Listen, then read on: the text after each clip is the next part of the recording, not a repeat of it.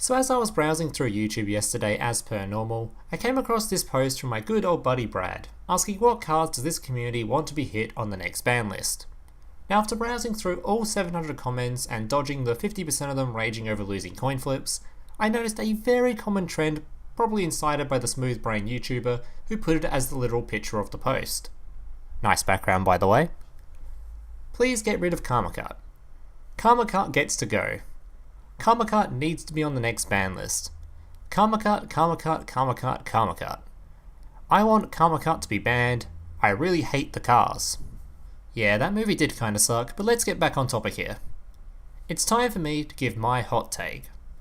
Karma Cut does not need to be banned. Now, before you rush down and smash the dislike button in pure rage, give me a chance to explain. But before I do that, if you do like this kind of content from me and want to see me make more of this content, feel free to let me know by hitting the like button and subscribing to the channel, and I'll make sure to make more of these kind of one card rant type videos.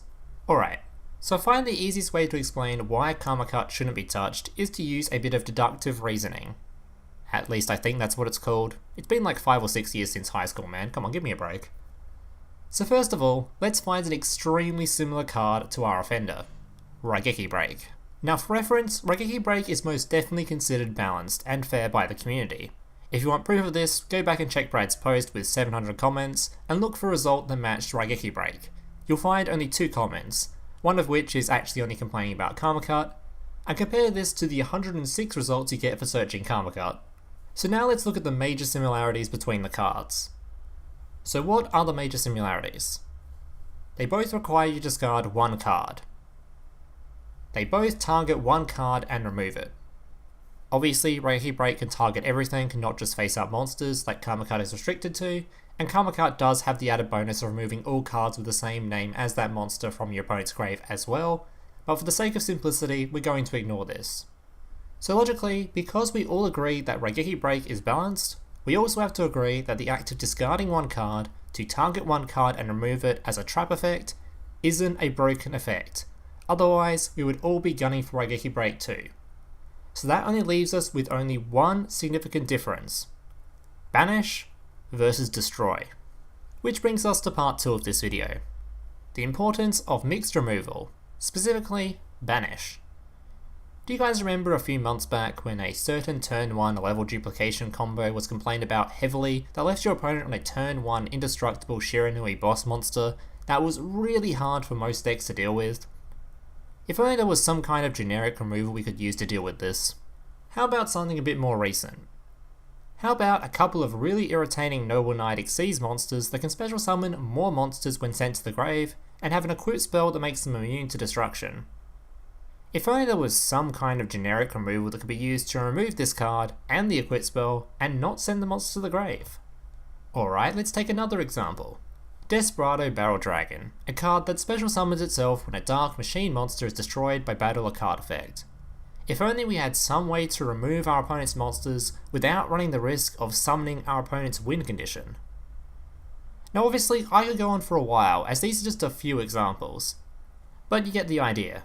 We need alternative removal in Duel Links, and what better an option than a card that's removal requirements are considered balanced.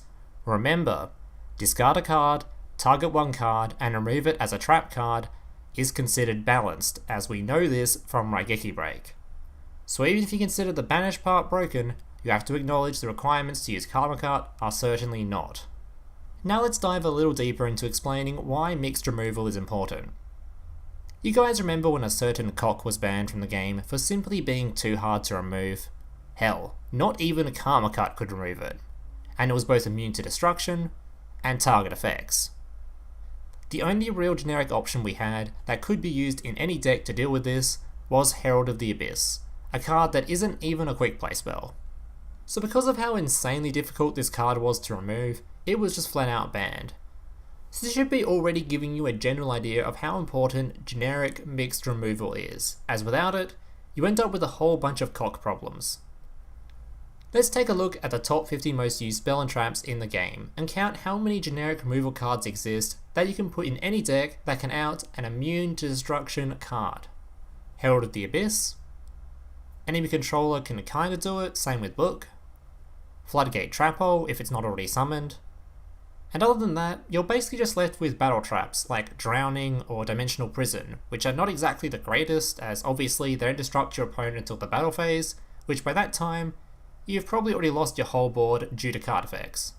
So if you're somebody that likes to play decks that are a bit off meta, that don't have access to powerful alternate removal sources like Bryanak, or can't afford the resources to summon a Malevolent Sin, removing one of the few generic alternative removal sources in the game is shooting yourself in the foot, as if your opponent summons something like Sun Saga, your deck might just not have an answer.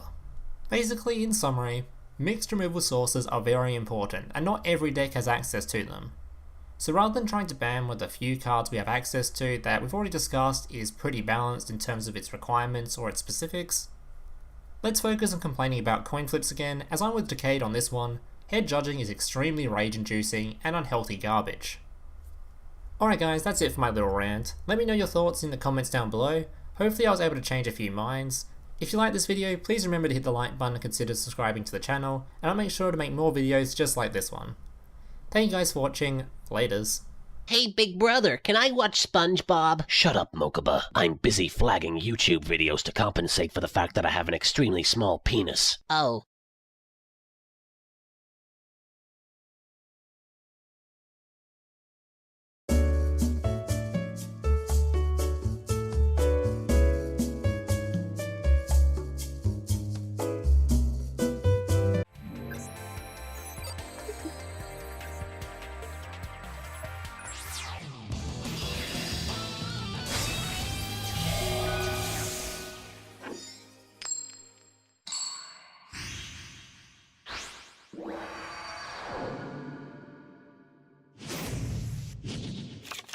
Duel